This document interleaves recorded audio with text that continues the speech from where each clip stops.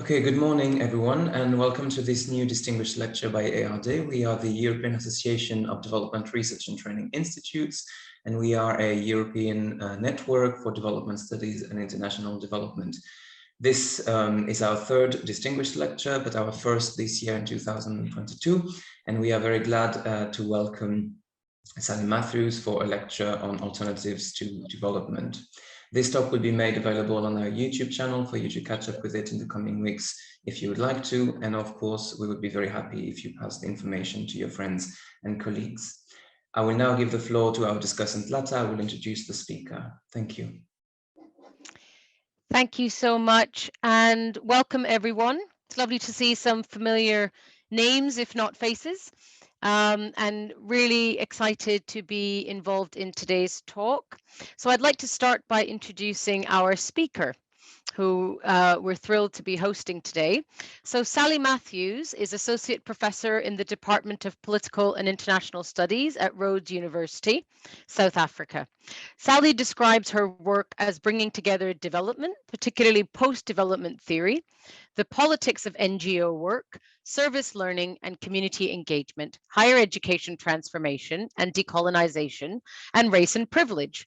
Now, what she describes as seemingly eclectic research interests are loosely held together by a general preoccupation with the question of whether and how the relatively privileged can contribute to struggles for social justice. So in my view, this suits our discussions today really well, as Sally will be talking with us about In Search of Alternatives to Development, Ubuntu and Development in South Africa.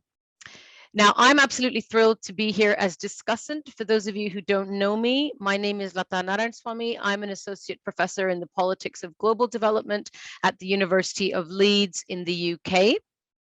And although Sally seems to be describing that as eclectic, it all sounds brilliant to me. So really looking forward to her talk, but just a little bit of housekeeping before I turn the floor over to you, Sally. So Sally will be talking to us for about 40 minutes or so, after which time we will have about 30 minutes for Q&A. Now, because we are on Zoom, to make this as streamlined as possible and for us to make the most of that Q&A session, what I would request is that if you have any questions, please feel free to pop them into the chat. If you are happy to unmute and ask that question yourself, I will invite you to do so.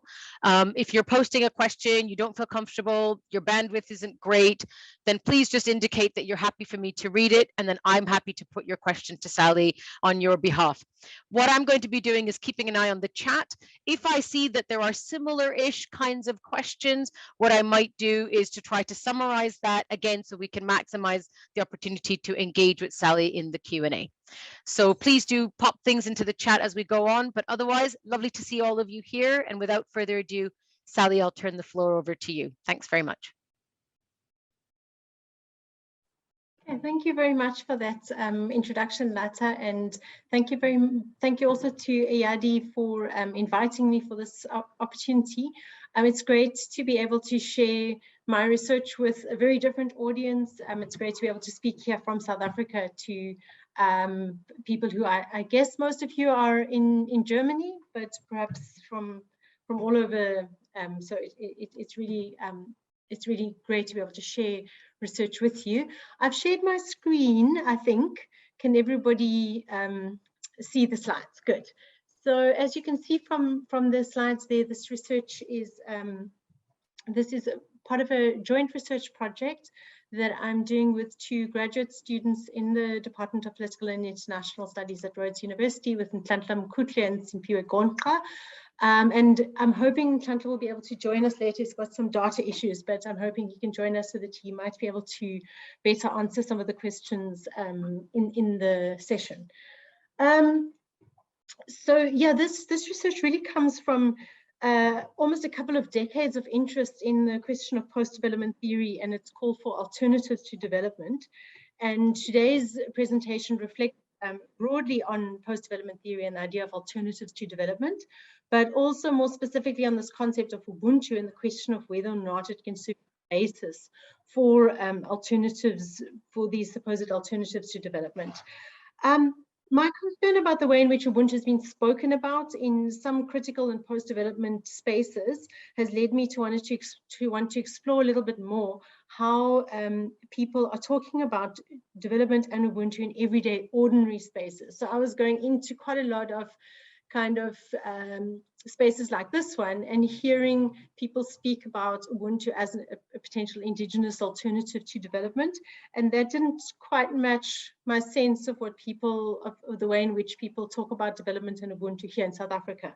And so together with Nhlanhla and Simpiwe, we've been thinking about this a little bit, and they've done some research just really asking people about their perspectives on development and Ubuntu, and is that research which I'll be sharing today. There we go. So just to start off with, I just want to introduce post-development theory for those who might not be familiar with it. For several decades now, post-development theorists have presented a detailed and varied critique of development. I would say in the 1990s, that's really where you see post-development theory emerging and becoming more prominent, and where there's quite a robust debate about post-development theory at that time. But even today, post-development theory remains arguably one of the most popular critical approaches to development.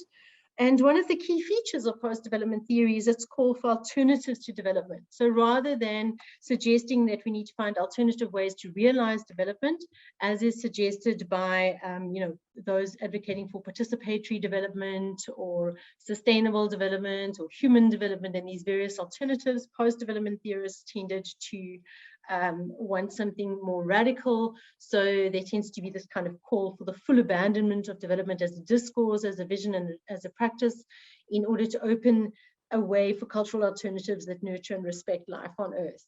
So that is kind of what puts post-development theory apart from other critical approaches to development. Now, this rejection of development in its entirety can seem a little odd, especially if we think of how development is often defined. This is from a kind of textbook introduction to development, where development is defined as by saying development means making a better life for everyone. So if we use such definitions, then development is desirable by definition. So it makes no sense to reject it. But if you look at the critical approaches to development, they suggest that there are some negative that there are certain negative aspects of the broader idea of development and of the various practices that have gone along with it. So, for example, post-development theorists highlight the colonial origins of the notion of development. Colonial officials began promoting the idea of development during the late stages of colonialism as part of an attempt to make colonialism more palatable. And so these colonial origins are quite affect the way in which development is understood today, and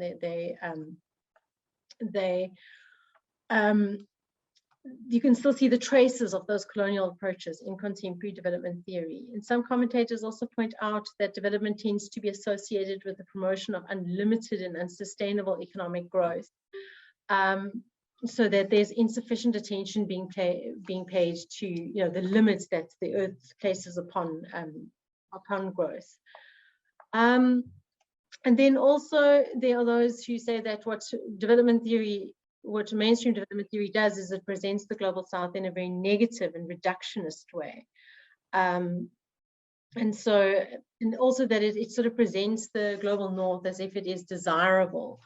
So it presents the desirability of the global North's way of life.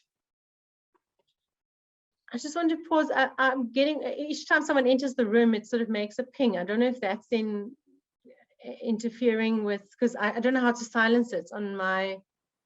Yeah, I think it will should not show on the recording, hopefully. Okay, hopefully. Yeah. I don't know. Otherwise, if you make me not a host, then maybe it won't come through. But anyway, it doesn't matter. Those are all the pings if anyone is hearing them. It's just as people enter the room. Okay, so this is the sort of critique that post-development theorists make of mainstream development theory, for those who are not familiar with it. And then importantly, for what we are looking at is that there's this kind of positiveness about indigenous alternatives. And there you can see there, I'm just put some of the older and some of the newer key texts on post-development theory, and these the first two there, the Development Dictionary and Grassroots Postmodernism, were two texts that were very optimistic about the idea that people at the grassroots were abandoning development and were wanting to see the end of development and to promote indigenous alternatives.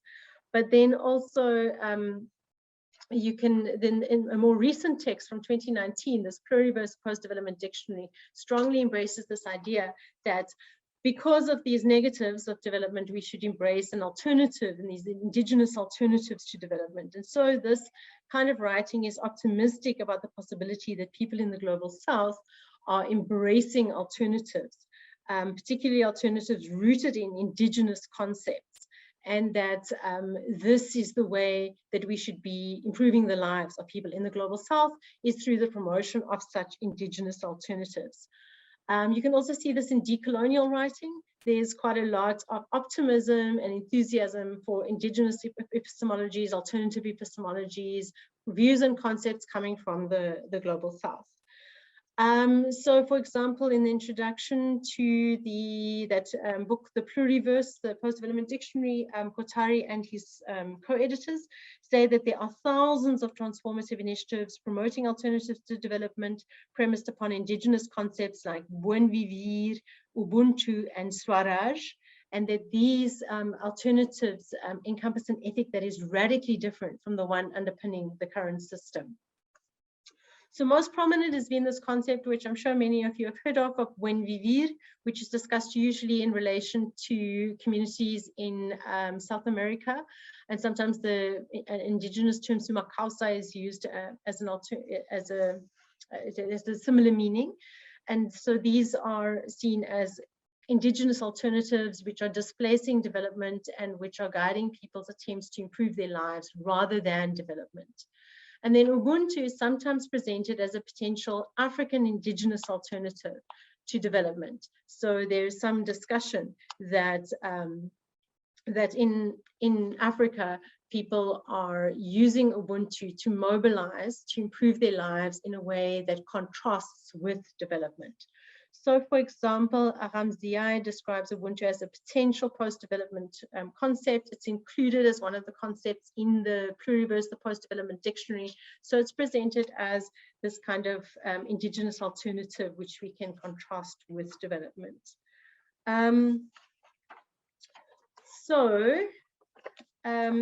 If I then introduce Ubuntu, I've introduced post-development thinking briefly. I'd also like to introduce this idea of Ubuntu for those who are not familiar with it.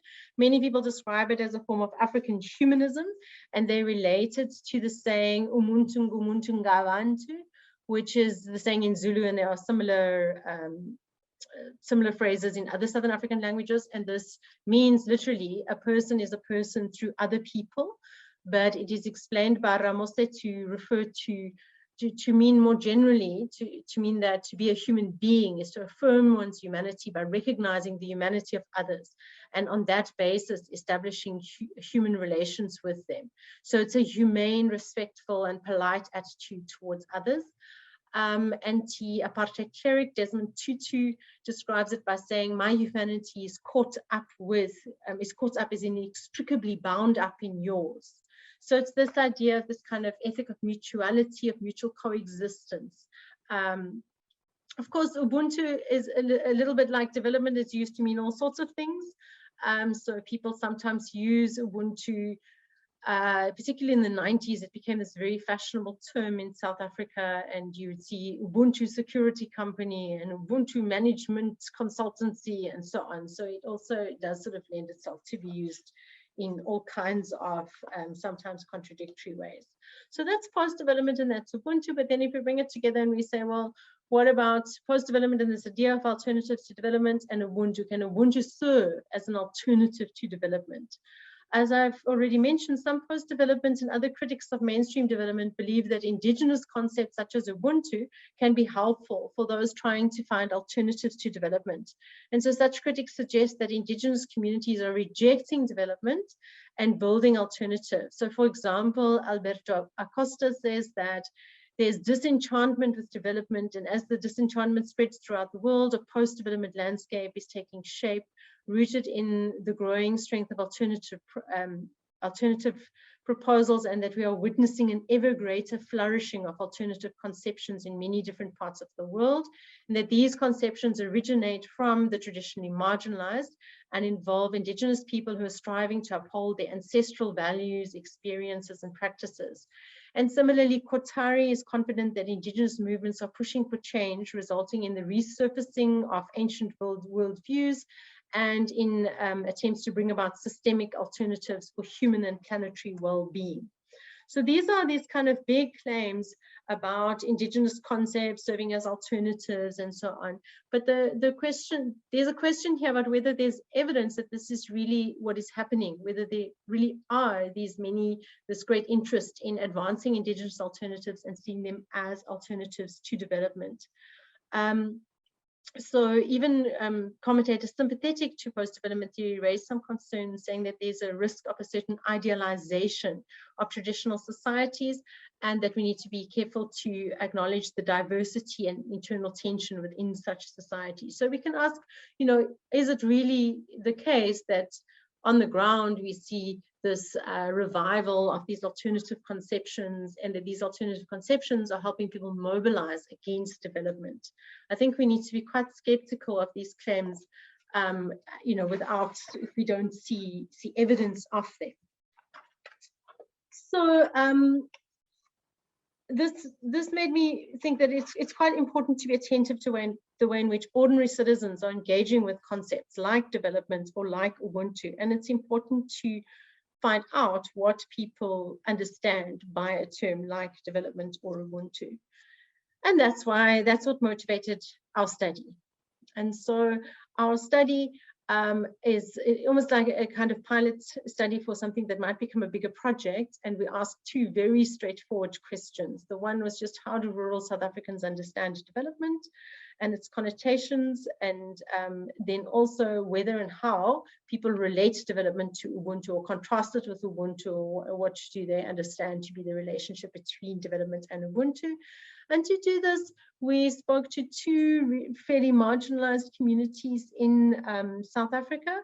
We thought, if these Indigenous alternatives are being mobilized and promoted, then this should come from these more marginalized spaces. And so my co-researchers, Nhlanhla Mkhutle and Simpiwe Gonqa, went to these regions to speak to people and to just record their understanding of what is development, what is Ubuntu, what's the relationship between the two. The two areas there, you can see them with the blue dots in the map. The one area is a village situated in the Umzimkhulu region of the province of KwaZulu-Natal. So that's the slightly higher blue dot there near Durban. The setting there is very rural. Residents travel more than an hour to reach the nearest town. The village is governed by a chief who is respected as the primary authority. Residents get water from rivers, although there are some community taps. So even on South African standards, this is a very remote, very rural community. Residents speak isiZulu, which is the most spoken language in South Africa, and one of South Africa's 11 official languages. Then the second community, that's the lower down blue dot, near Bisho there, is near, not too far, about 2 hours from my university. That's I'm also situated in the Eastern Cape. This is a village in the Sarah-Baartman district. It's also a remote rural community. Residents in this area speak isiXhosa, which is another of South Africa's 11 official languages. So the interviews were conducted with people in their mother tongues, in their language of choice, and then subsequently translated by the interviewers, both of whom are fluent in these languages. So I'm going to now present to you some of what the respondents said, and I'm going to give you quite a few quotes coming from the community, just to get a taste of what these two particular communities understand by development and Ubuntu. We do want to stress that we have no grounds for believing that these are representative communities of South Africa, or even of rural South Africa, and certainly not of people in the global South. We don't want to resist those kind of generalizations. So we are presenting to you the views of a small group of people in two different villages, but it helps, I think, to complicate some of the way in which Ubuntu and development are being spoken about in post-development and other literature. So in terms of the respondents' views on development, one of the most important things was just to think about what term do we use to describe development in the indigenous languages, and people interpreted development as intuthuko in isiZulu and uphuhliso in isiXhosa. These two words mean development, mean positive continuous change. So they mean very much what development is usually taken to mean, positive continuous change. So the reason that we're asking this is because I have seen some other research where people perhaps use the English word development to refer to certain kinds of changes, but then use an indigenous alternative to refer to other kinds of changes and contrast the two. But we didn't find that in our research. Rather, people understood intuthuko or uphuhliso to mean the same as development. But there were some differences in the way the two communities interpreted development and what they understood by development. In the community in KwaZulu-Natal, understood development very much related to infrastructure. So they spoke a lot about roads, about what we call in South Africa RDP houses, which are state brick houses built by the state, schools, clinics, farming, business opportunities, sorry, not so much business opportunities, farming initiatives, and schools and clinics.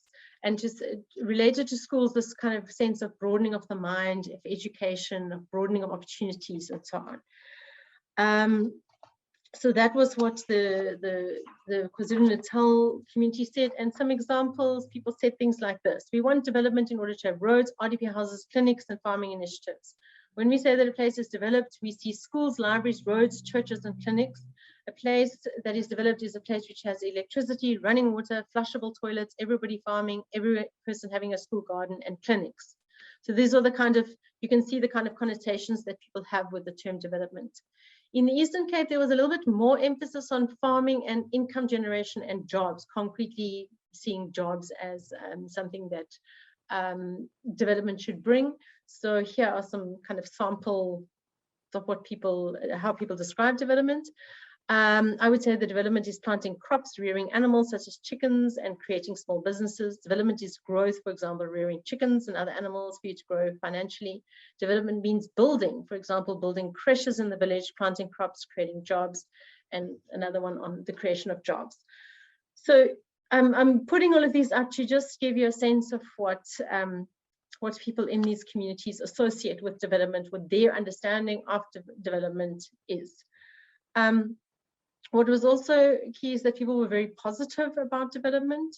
So, I mean, this links up to my own skepticism about claims that people are disillusioned with development or reject development. That isn't the impression that you get ordinarily speaking to people. So, in the communities we spoke to, they made comments like, development is extremely good. It comes with a lot of change, even the way it makes people more informed and their minds broadened. Before, people didn't care about education and so on, but now it helps because we see schools and they're near us and children can go and attend them.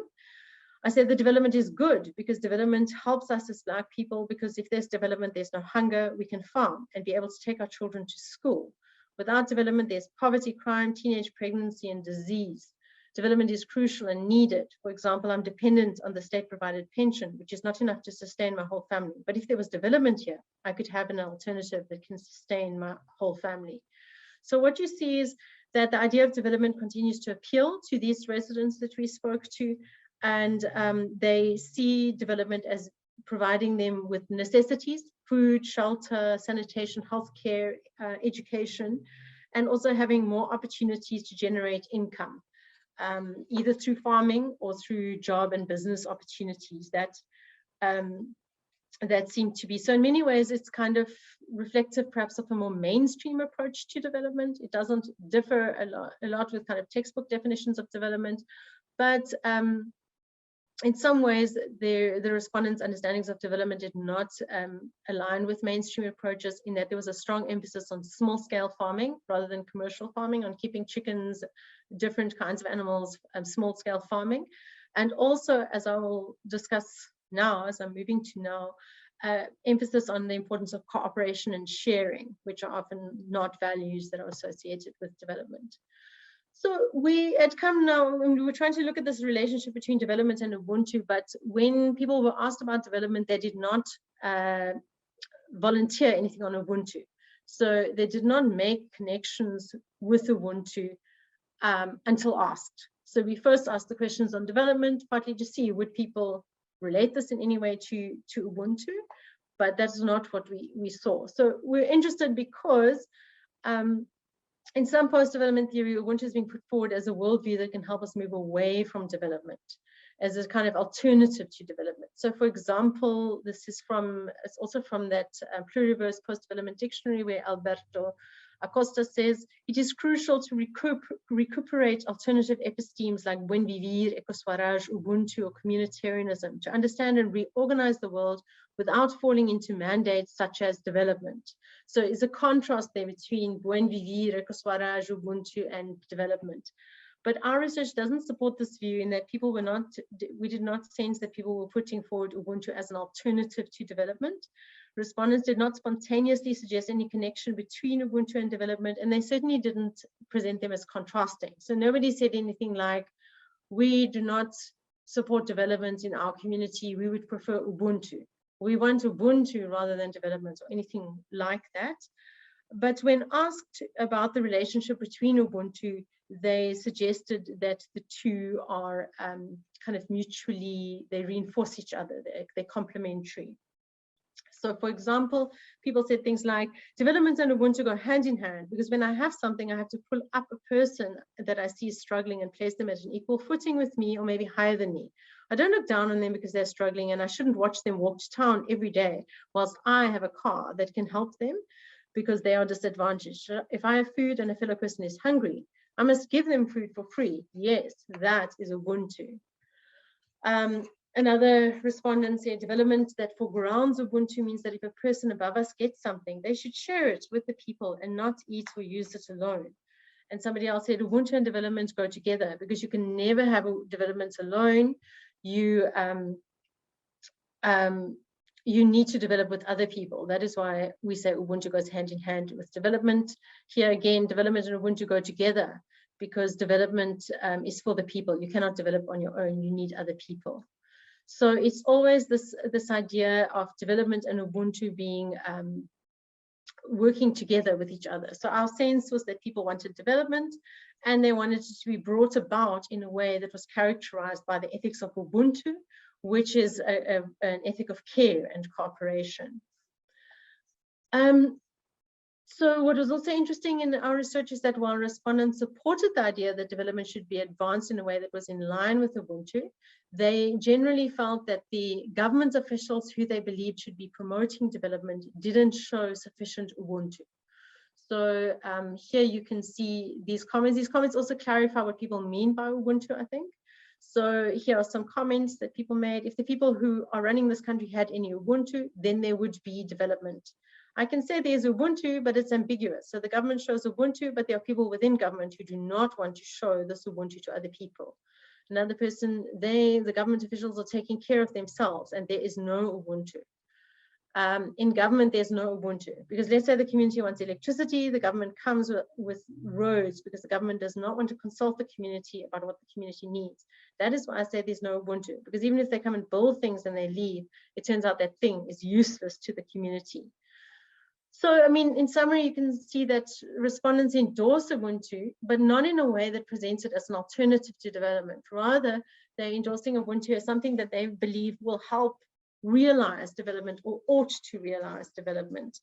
And that's quite contrasting with the discussions in some critical development and post-development and decolonial writing, which suggests that these indigenous concepts are being used as kind of alternatives to development.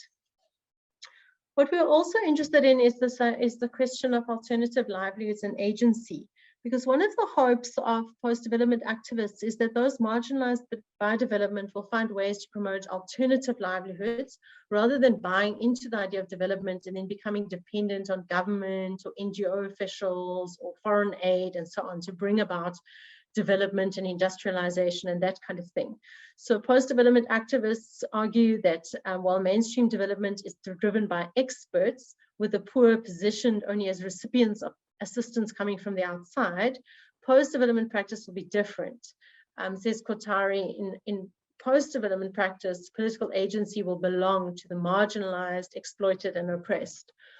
So we were also interested just to explore who people saw as who they thought ought to have the agency to bring about development, or who they attributed agency to. And here in the communities we spoke to, which, as I've stressed before, I'm not keen to make a generalization and say that all communities would have similar viewpoints, but in these two communities, there wasn't a strong sense of people feeling empowered and exercising a lot of agency. If you look at this kind of comment, where a respondent says, we would like to be supported and helped by being taught to farm. We only know the indigenous way of farming. We want to learn agriculture and be taught about development. We need to be given cows and goats, if that is allowed, because we love to rear cattle, because we even love to raise chickens, but we sometimes fall short of money when it comes to ordering chicks. But if we had the support that we need, we'd be able to raise chickens, sell livestock, and see our area being developed. And somebody else said, development cannot come from us because we do not have money. It must come from the government or the private sector.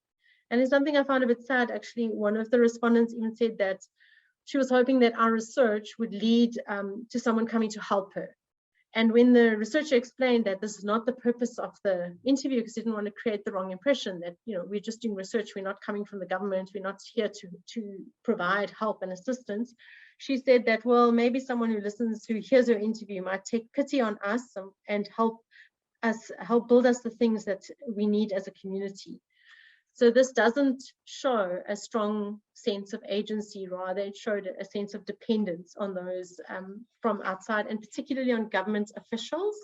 There aren't, in these two communities, there aren't very active NGO officials, and I think where there were comments on NGOs, they were also very negative from the respondents. Some respondents did have somewhat more mixed feelings, and did mention that citizens in the village can also take an initiative and can help build jobs, and that people can also establish business groups. And so there were some people who had a view that more agency should be exercised by those in the community. But in general, there was a kind of sense of somewhat of despondency and dependence on the outside.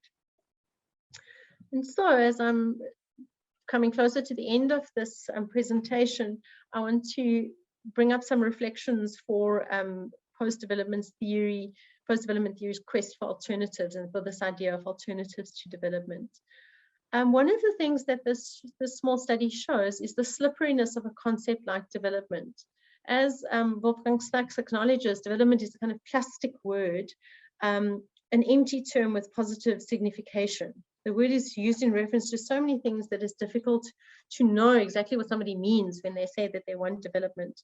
Our respondents certainly were in favor of development. They spoke very positively about development, but what they mean by development might be different to what others mean. Our respondents seem to generally regard development as a process that would bring them tarred roads, brick houses, good and easily accessible sanitation, healthcare, farming opportunities, business opportunities, and paid employment. They also place a lot of emphasis on education and schooling as valuable aspects of development. So contrary to some strands of post-development theory, which suggest that people are turning their backs on development and embracing alternative indigenous ways of life, our respondents seem keen to embrace the changes they associate with development, while also maintaining their interest in small-scale rather than large-scale commercial farming. And so people said things like, in the olden days, they used horses. People were walking barefoot or with donkeys. It is fine now because we have cars. That's development. Somebody else said, we see things happening now. Like before, growing up, we only knew that for you to get water, you need to fetch it at the river. You collect firewood in the forest. When people are sick, we use donkey carts to carry them to hospital. But now we are seeing that the situation is gradually changing. So I think that is what we call development. And this last quote is quite a complex one, where you see this person's reflections on the complexity of the term development. He says, the word that is development means that we as Black people believe in farming, plowing our fields, planting corn and vegetables. It also means that we raise cattle, because these are the things that help us as Black people. When you have extra harvest or extra cattle, you can sell them for money. The word development is complex and pregnant with different meanings. Because we have development now, because we have electricity, water, and roads. We did not have these things back in the olden days when we were using horses and cows as our mode of transportation. So there's the sense that we have these things that are wanted, like electricity, water, and roads, but we also value things that he is seeing as part of his identity as a Black person, like plowing fields and cattle and planting corn and vegetables.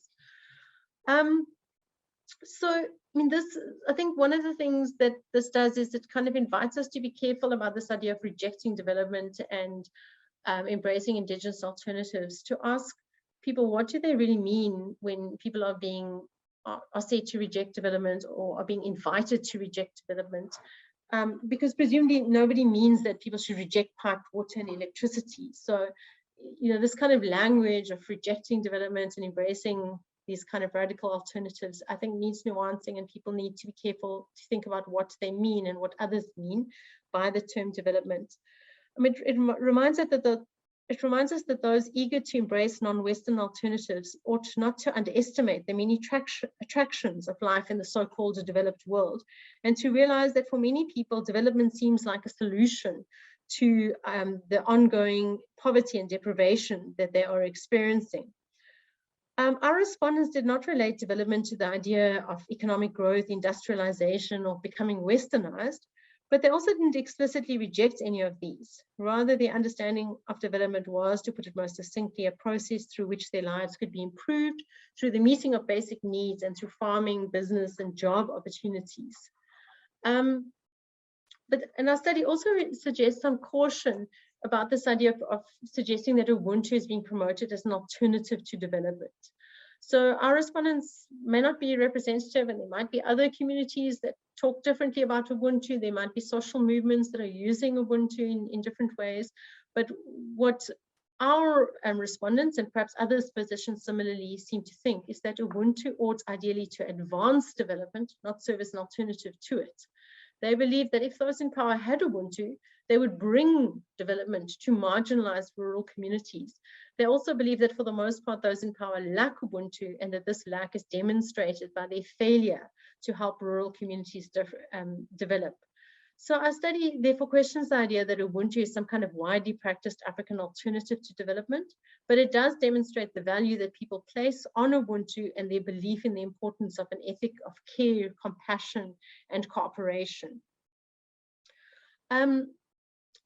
So I guess it also brings concerns about how does one approach people who favor development, because in this kind of activist intellectual language of promoting these Indigenous alternatives and rejecting mainstream development, one ought to be aware that there are many communities who have very positive connotations with development and who have quite positive connotations with the idea of getting a road and bigger houses, formally built houses, electricity, schooling, and access to things from which they felt they haven't had access to.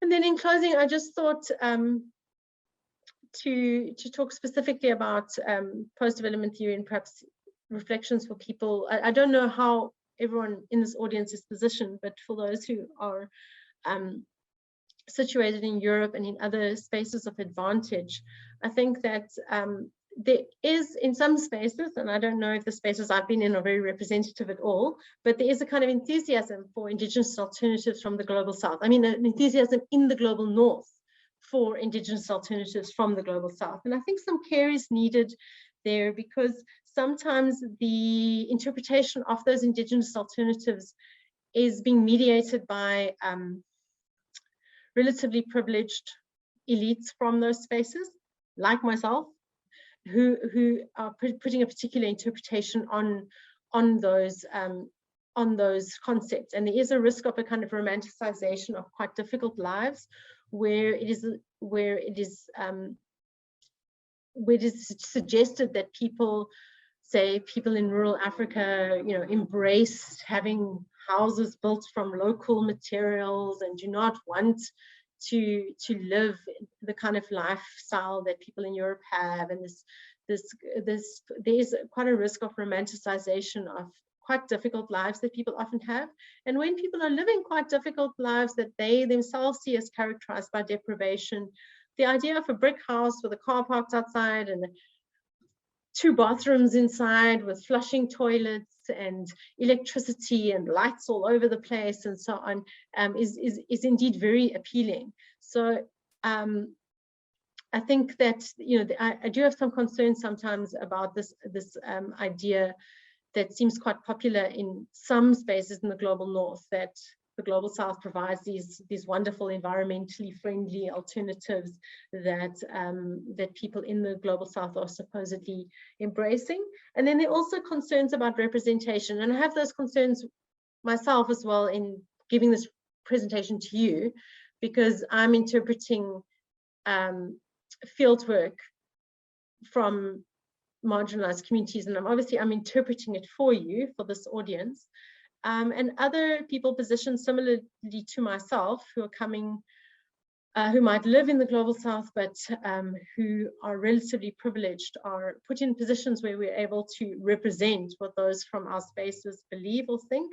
But you know, one must be careful on what that representation does, and on the power dynamics that are involved in that representation. So I suppose I'm pleading in closing for a little bit of caution in terms of how people speak about or understand these kinds of Indigenous alternatives, and in asking also for more care to be taken to be attentive to the multiplicity of voices in such spaces where not everybody, for sure, is embracing Indigenous alternatives to development. There are many different views and people have different positions, and we need to be attentive to all of them. Okay, so I think we're ready for some discussion. Thank you. There's my email address if anyone wants to contact me directly. And I'll stop the screen share so that I think that'll be easier for the discussion. Thank you very much for listening. Thank you so much, Sally. Fantastic. So much to think about. My mind is absolutely buzzing, but I will not abuse the position of discussant just yet. I will turn over, because there's quite a few things coming up in the chat. But can I just move to the simplest question first, which is that Tunde has asked, has this research been published and where can it be accessed? So if you don't mind maybe starting with that, because I think that's probably not going to be the only query we have around where your this research is accessible. Okay, so I'm currently working together with my 2 co-researchers, and we're hoping to submit this for publication soon, but no, it hasn't been published. And in some ways, this is part of research that was funded by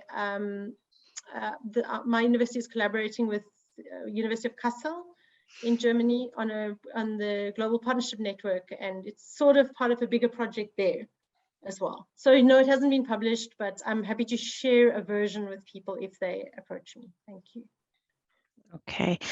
Okay, so we've had some questions in the chat, but as Tejendra, you have your hand up. Maybe I'll go to you first, and then if you're happy to ask the question that you've posted in the chat, please go ahead and raise your hand. Otherwise, I'm going to turn to the questions in the chat because we've got plenty of time. So Tejendra, please. Yeah, thank you. Good morning, good afternoon, depending on the zone. So I really enjoyed the presentation very thoroughly. I was wondering, Sally, when you said that there is a need to theorize the experience of global South in terms of, you know, how post-development discourse can be seen further. So in terms of alternative development theories, so how do you see that there is a in global South also there is a policies are coming every day. There are policies keep coming in order to in terms of either for welfare of marginalized community, or in terms of either in terms of like indigenous rights, or in India we can say forest rights is one of the prominent issues right now, which is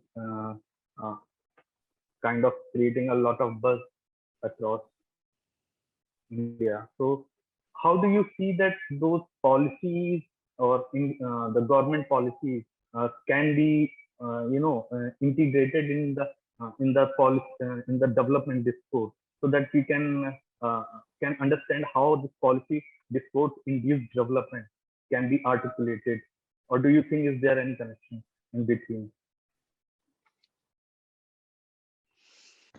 Okay, so Sally, I wasn't sure if you were able to hear that. Titendra, I think your connection's not so great, but was this about government policy and how that can be used to think about? Yes. Yeah. Yeah, I couldn't, Jitendra, sorry, I couldn't hear all of what you said. I think there is some interest, and I don't know about this research, but I know that there are some people interested in particularly this concept of buen vivir, this alternative that in South America, some countries have adopted policies, where governments have adopted policies using those kinds of alternative concepts. I don't know if that is the case in India, and I don't know of examples in Africa where governments have explicitly done that. So it is interesting to see what happens when governments try to draw inspiration from local and indigenous concepts to develop policies rather than just drawing those policies from outside. But what I suspect happens, and I think that this has been seen a little bit with buen vivir and could be seen with Ubuntu potentially, is that, you know, when governments start to use these concepts in building policy, then they kind of co-opt them for their purposes. But yeah, I'm not sure that I'm answering your question because I didn't quite hear it. But I think that what it made me think about is what serves as the inspiration for governments in the global south when drawing up policies. Where are they getting their concepts from? Where are they getting those policies from? And often they are getting them very much from the outside. But then on the other hand, the global south itself has worked to popularize the notion of development and to assert the rights of people in the global south to have access to the same kinds of lifestyles and resources as those in the global north. Great, thank you, Titendra. What I'm going to ask is if that's not quite the answer, if you don't mind popping what you want to, any clarification in the chat, then I can pick it up because I think your connection is not fantastic. But thank you for your question. Okay, so I wanted to go back into the chat, Sally, if that's all right. So actually we had, it reads as much as a comment as a question from Mags. I don't know, Mags, if you wanted to unmute and ask yourself or about sustainable development as an alternative.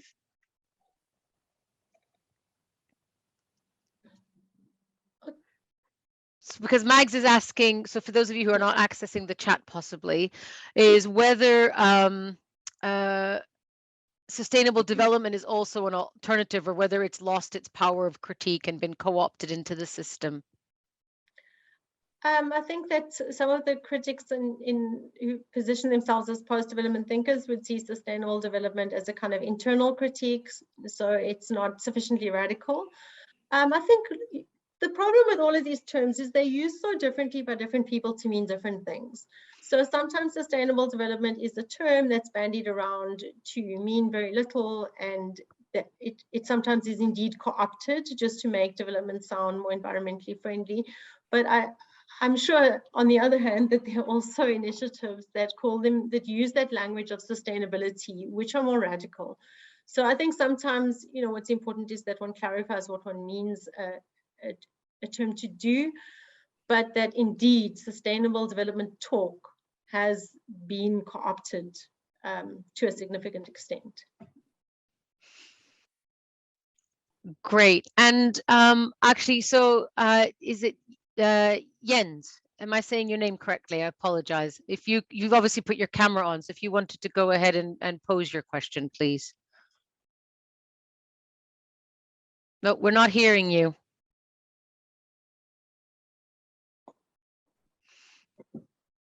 We're not able to hear you.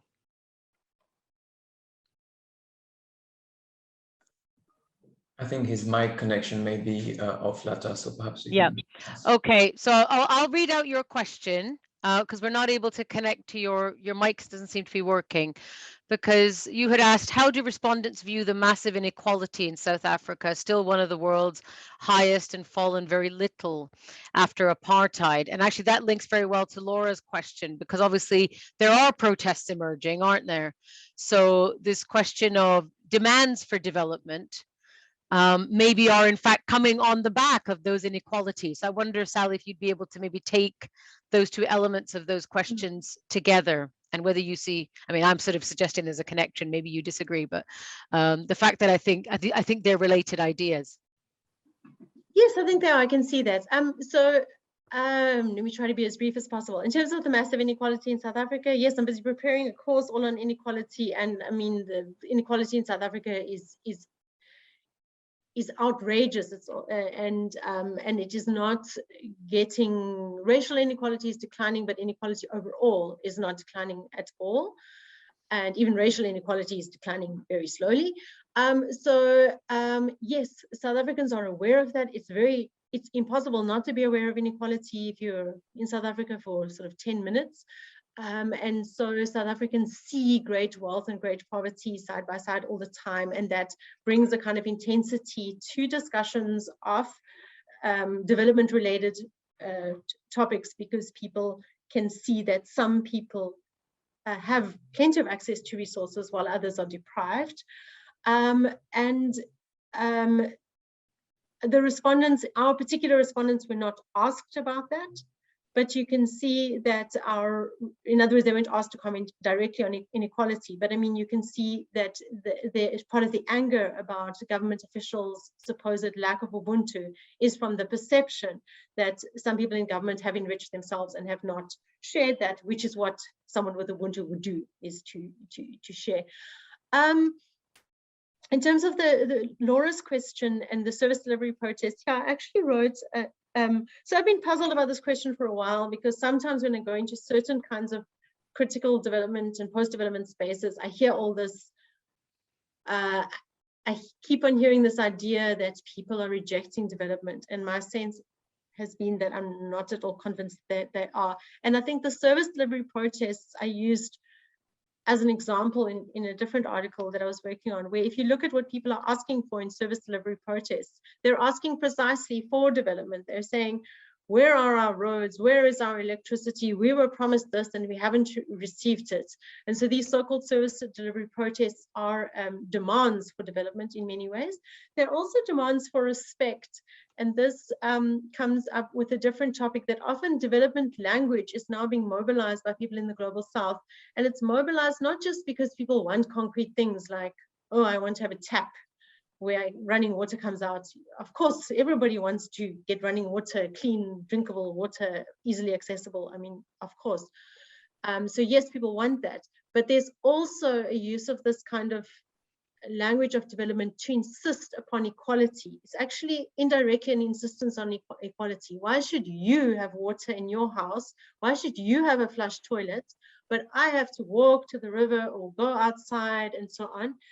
And there's a sense of the unfairness of that. So I think it's more than just a demand for things, but that development discourse is being mobilized in the global south as part of an insistence on equality and on worth. And I think that's quite important to recognize. And that's where these radical critiques that underplay people's desire for development, I think miss out, are not hearing why people are making those demands. And they're making those demands partly as an insistence on their worth as human beings and their equality with others.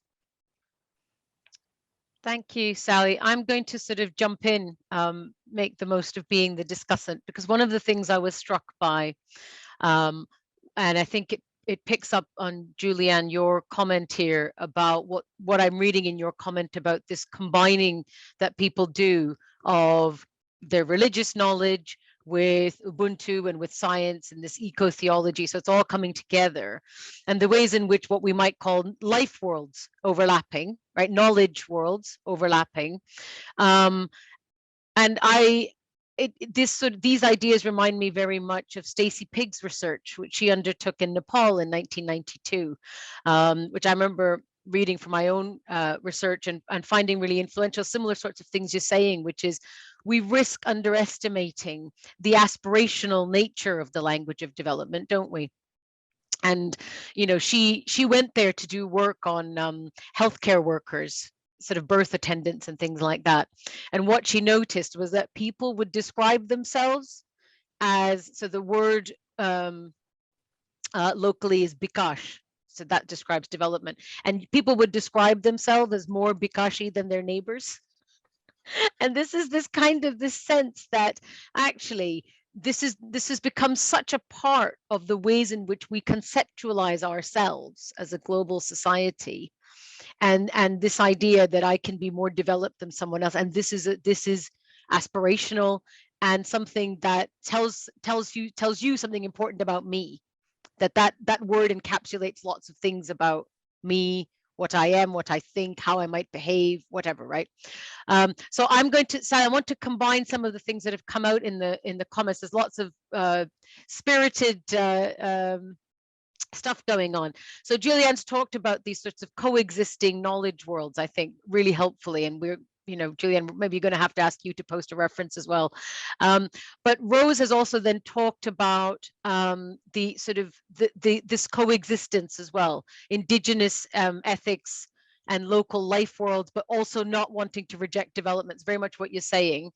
And that also leads then to Stefano's question, which I think is all pointing to the same thing, which is to say, what does it actually look like to do that?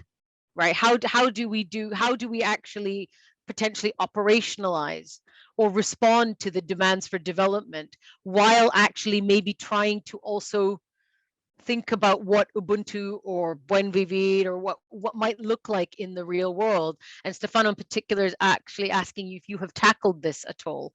So this issue of having to strike to sort of think operationally about what this might mean, and then whether you've done that and whether you came across any barriers and what you did. So I don't know if you're able, those are sort of the three things in the comments that I'm sort of teasing out, that sense of this coexisting life world. So what does this look like in the real world? And I think it's a really important question. And maybe because of the nature of the research you've done, you'd be well placed to sort of maybe tell us how you feel about that idea, please.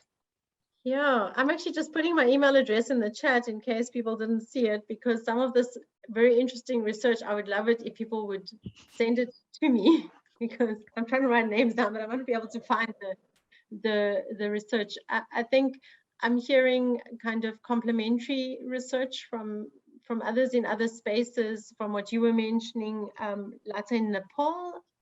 Yeah. I think that was Stacey Pig. Stacey who?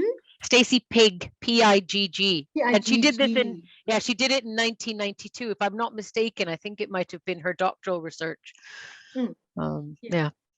And what you were saying there is reminding me of James Ferguson's research among people in Zambia. Yeah. I think I mean, in some way his research opened my mind to some of these things, where he was showing how people's aspirations get tied up with concepts of development. And some within the post-development school of thought, in fact, Wolfgang Sachs, the editor in the new edition of the Development Dictionary, makes what I think is a mistake to kind of describe such things as evidence of people's colonization of the mind. So that when people are saying, well, we do want these things, that's a sign that their mind has been colonized. And you have similar kinds of comments from some of these radical commentators who sometimes ironically are from the West, and they're living their comfortable lives where I'm sure there's a flush toilet close at hand. And so I find it a little bit, I don't think it's fair to dismiss people as just having colonized minds when they wish for these things. And I think that when you look carefully, and this is tying up with Julianne's comment, is that it's not really, it's not that people want to reject everything of the world that they come from and embrace some sort of outside, some kind of way of being that comes from the outside. It's that they want to that they want access to certain resources and possibilities that will improve their lives. And they also value aspects of their own history or culture or way of being in the world. And they want to try to bring those two together.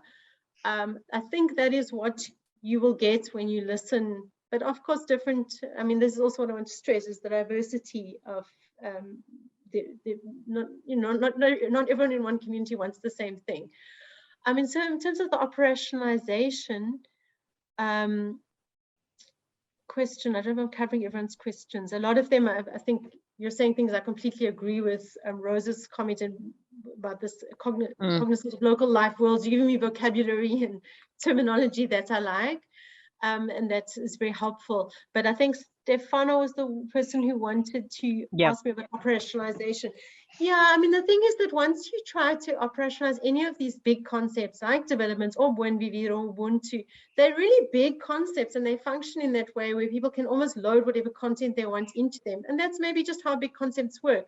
So as soon as you try to operationalize it, then that's when you start to get development being understood as GDP growth, or as, you know, life expectancy, GDP growth in years of education or something. So if you are trying to, this is the problem of trying to use these alternative concepts to drive policy, is that then similarly, you know, you're going to start reducing them to certain indicators, and then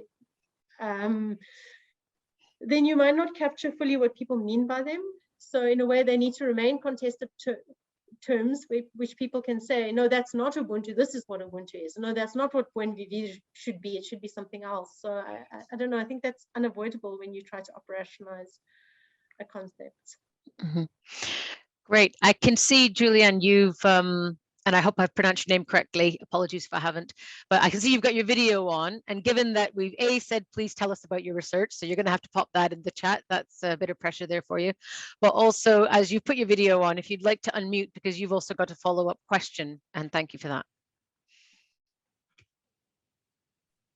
Yeah, hi. I'll put that in the chat box then, more about our research. But my question was whether you also found in your research that Ubuntu was rather used as a reasoning for why development should be introduced or done than as a concept of what to do or how to do it. So more, yeah, as a reason for that. Thanks. Yes, in short, my answer to that is yes. I think, I don't know, I saw Nhlanhla was one of my co-researchers was here just now, but I know his internet is, so he might want to add if he is here. But yeah, my sense was that people were saying, look, firstly, people did not, and we wanted to see if people would spontaneously bring up Ubuntu, and they did not. But when asked, they would say, well, if government officials had Ubuntu, then we would have a road or electricity or things like that. So yes, it was more like as a means to achieve development, not as an alternative concept for development. Yeah. Great, thank you. Anke is asking, I think you've talked about this, but whether you had any more thoughts about the concerns you've raised around the idealizing of and the romanticizing of marginalized. I know you've talked about that a little bit, but whether you feel, if we link it back to this question of operationalizing, maybe thinking through even the implications of doing that, you know, what are we asking of people when we do this romanticizing, and what are the risks of doing that, sort of just building on Anke's question. Lata, yeah, can I just add to that? Sorry. Yeah, please. No, I didn't. You didn't have a video on, and I didn't want to put you on the spot. So please feel free to. It's lovely to hear you. Yeah. Here's my video. Hi. Thanks, hello. Fantastic talk. I'm also more familiar with the Buen Vivir concept and kind of the Latin American context, but I know there's a hugely critical literature around Buen Vivir and the way it's been taken up and globalized. And so I didn't know that the same had happened with Ubuntu. So I was just the critical academic literature. Could you just speak to that a little bit more? Where do these critiques are coming from? Are they South African academics? I know it's sometimes used more as a Pan-African concept, and I think there are tensions. So I'm just curious a little bit more about the academic side of that debate. Thank you. Okay, so the academic debate on Ubuntu is a little bit different. And so it's not, So what I'm seeing is in the post-development and the critical development writing, Ubuntu pops up, but it pops up on a list of like Buen Vivir, Eco Swaraj, blah, blah, blah, Ubuntu. And it's just put in there so that like Africa is represented, but often by people who don't actually know very much about Ubuntu. It sort of pops up. There's much more writing on Buen Vivir and development alternatives. Ubuntu is not often linked to development. When it is, it's linked in ways that present it as a kind of alternative paths to development, or in development that is appropriate or for the indigenous spaces and things like that. But there is an interesting debate which makes it kind of, I didn't at first want to talk about Ubuntu in this space, and I think I sent 2 abstracts, and this one was the preferred one. But one of the reasons that I've been a bit reluctant is part of what the academic discussion in South Africa on Ubuntu is particularly a sort of resentment towards white people using Ubuntu and writing about it and positioning themselves as experts on Ubuntu, and particular kind of resentment towards 1 or 2 academics who've written a lot on Ubuntu and who are white. And so it's not about development at all. It's in African philosophy, and it involves a kind of a feeling that Ubuntu is partly popular among white people and beyond because it sort of promotes this idea of love, forgiveness, and reconciliation. And in fact, that's not what is needed in our South African space. There's been a bit too much forgiveness and reconciliation, and a bit more justice is needed. So there's that kind of critique. And so there is this concern around the co-option of the term by white academics for their own purposes, which makes me a bit reluctant to write about it. There isn't much though, that in comparison to Buen Vivir, where people are writing about it and linking it to these kind of post-development and decolonial alternatives, not so much in development. Most of the academic writing is in African philosophy. Great. Okay, so there's 2 comments in the chat that I think it'd be useful to take together, Sally. So Nadia writes about basically the climate doesn't allow us to do this. Nadia, I can see your videos on if you wanted to take the comment yourself, but I would just point out that Henning's offered an opposite view. So you might want to look at both, Sally, and see where you sort of stand on it. But Nadia, please, since you're here. Oh, hello, I'm Nadia from the Czech Republic, from Masaryk University. And I just wanted to emphasize that I think that the problem is that, yes, people in Africa may want a life like some Europeans have, but I look at things from an environmental perspective, and I'm very keenly aware that such a lifestyle is not all people in the world can have such a lifestyle. So in this sense, the promise of development is a lie in a way, and perhaps this is what Wolfgang Sachs meant by people's minds being colonized by a dream which it is not possible to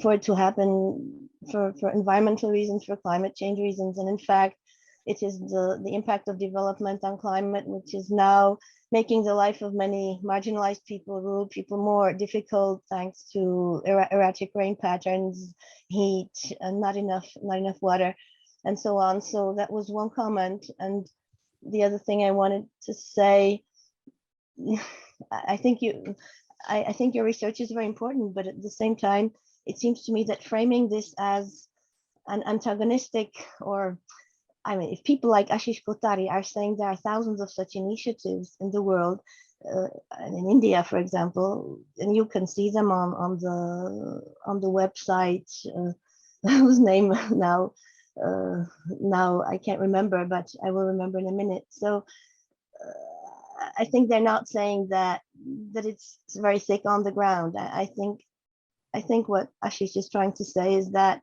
it's very important to cultivate these alternatives because they may in the future become more common. So it's important to give them to give them the attention they deserve. So I don't think these things don't really clash.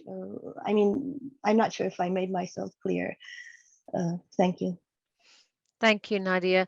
Before you respond, Sally, I think Henning, did you want to come in? Because I think you sort of had a kind of response to that in the comments, and you've put your video on. I put the video on that you could see that I was following all the time. It's just because of the line that I did not put the video on, but you made these constant remarks. So I said, okay, let me show you that I'm following.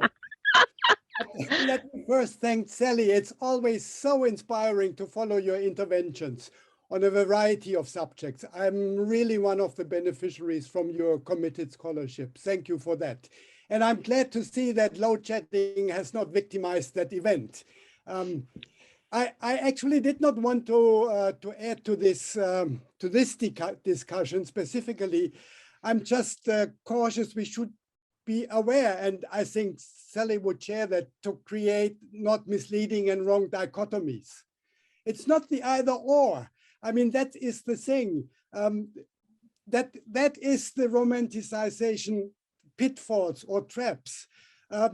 They are not operating in isolation, and they share their ideas, the indigenous communities, with modern communication technology. They are not using drums. Sorry, I don't want to be, I just try to be a bit flippant on that. It's really, they take the benefits of modern technology. Replacing the donkey cart with a car makes perfect sense. I use that example that the Sami now herd their reindeers with the latest models of snow scooters. But at the same time, they have a Sami culture and identity, which is not cast in stone. None of those identities are cast in stone. Ours is not in our varieties.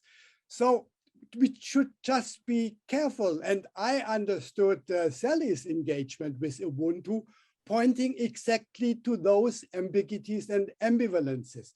But Sally, I posed a recommendation on the chat. I felt you should maybe also quickly enlighten others that there is this inbuilt contradiction and ambiguity when it comes to the context of Ubuntu, especially in the 1970s and 1980s, with the much appraised, considered ancient father of Ubuntu, Credo Mutwa, who only died 2 or 3 years ago.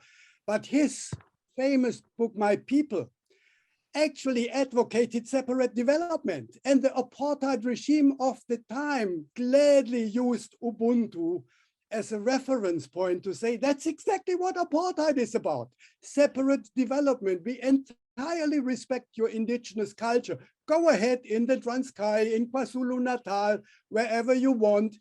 That's the otherness we support.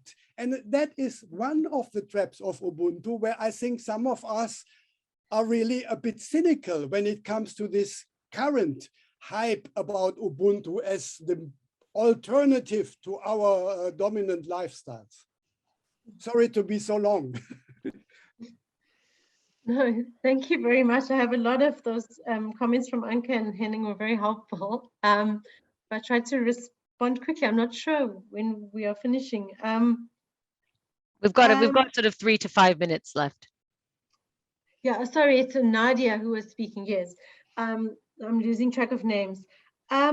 On the climate, yeah. So I wonder what to do with this.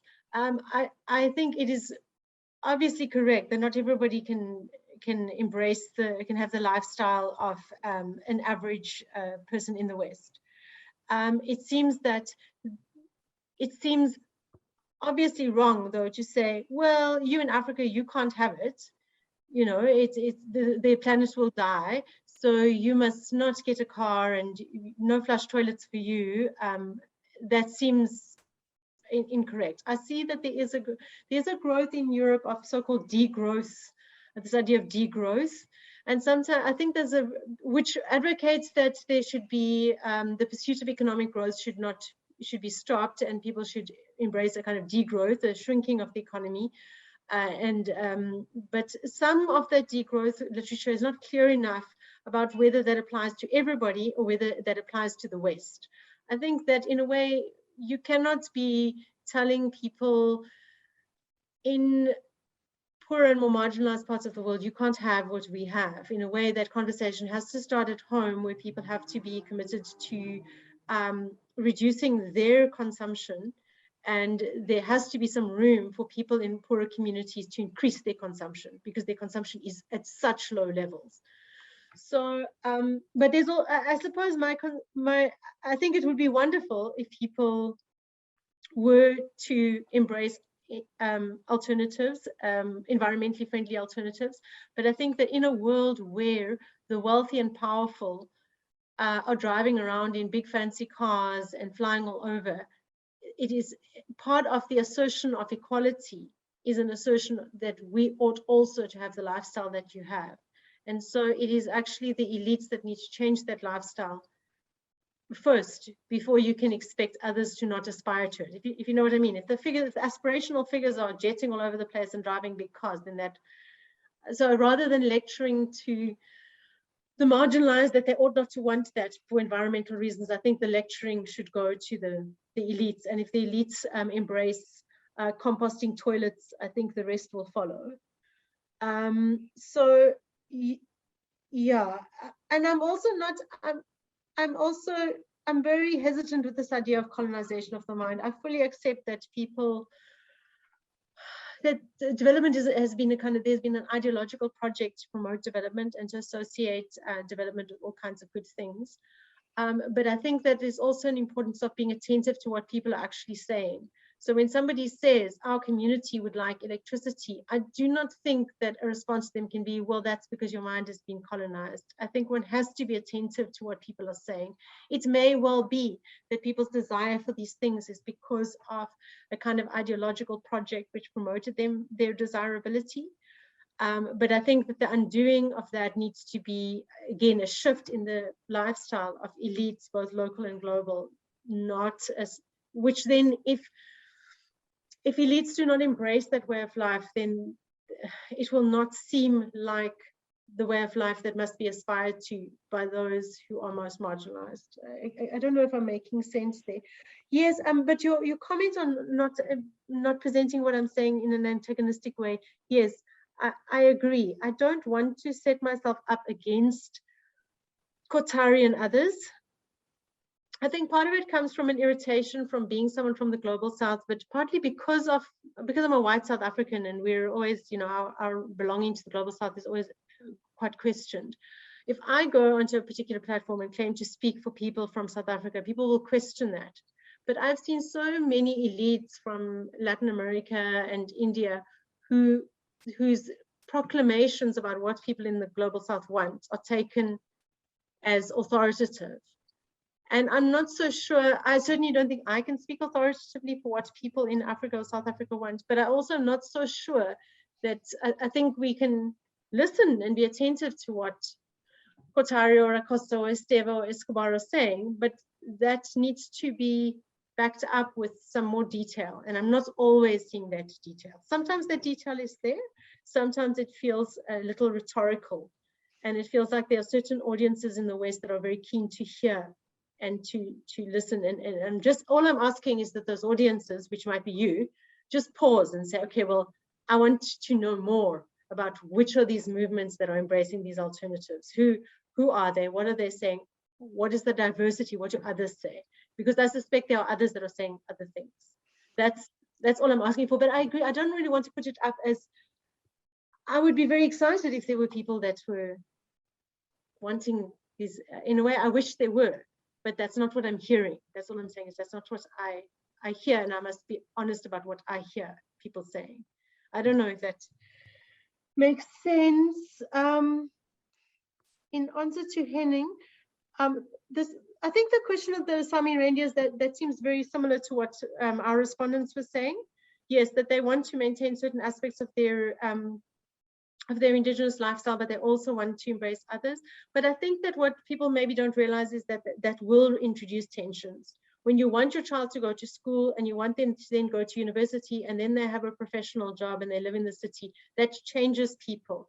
And there is in South Africa that tension within the child that went off to university comes back and announces that they're queer and doesn't want to wear a skirt and get married and be a good woman and stuff. And then, you know, then there's a sense of, I don't know that it's so easy to embrace aspects of one thing and then maintain your Indigenous lifestyle and values at the same time. These things do come into tension, and that's, but those kinds of tensions can be productive, and that's, you know, how the world works. Cultures shift and are contested, and so they must be.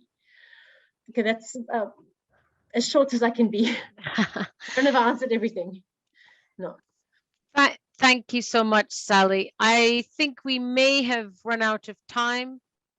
I think there's, I mean, I want to draw attention to Ava's comment, which I think also did a really good job in that, and really echoed, Sally, what you said about being careful about which aspirations we're concerned about championing. And I thought that was complimentary and well articulated by Ava. So thank you for your comment in the chat, and to all of you for your comments in the chat and for sharing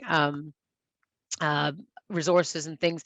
There's a link to a podcast in the chat as well, the EADI podcast, that's getting into these details a bit more. I wonder whether the compromise here is that we need to start by thinking about our shared values. And maybe that's the basis. I don't know if, Sally, you want to have the last word on that, but that would be my last little pitch into the area of compromise, which is I've always seen the value of thinking about indigeneity, which I agree with you completely. We shouldn't be reifying it, but sort of using that as the basis for thinking about shared values. What would it look like if we were looking at development as relational? Then the way we make those decisions would be very different. So we'd make sure that everybody had electricity, and because it's important, not just for me, but for you. And I don't know, because I think I'm struck by the lack of literacy and understanding about how the world works. So for me, these are big macro questions I think we struggle with. So at that micro level, we have to be looking at, you know, providing education and resource. But at the macro level, I think everybody everywhere understands very poorly how those decisions get made. And if we use like the lens of neoliberalism, it's all about me. And for me, the value of thinking in terms of Ubuntu is about saying, I want to think about you too, and you, you know. So I don't know whether that's a starting point, but I was going to throw that out there and see and give you the last word on that, and any final comments and thoughts you have for us. Yeah, thank you. I don't really have any final comments. I think maybe just, you know, my role as an academic is often to kind of contest things, to provide nuance and so on. And there others' roles as activists might be to champion ideas, and that's fine. So partly that's what I'm trying to do here, is just respond to some of the activist intellectual claims with a little bit of nuancing. And yeah, this has been a very productive discussion. So I thank you very much. And I've enjoyed this conversation very much. Thank you.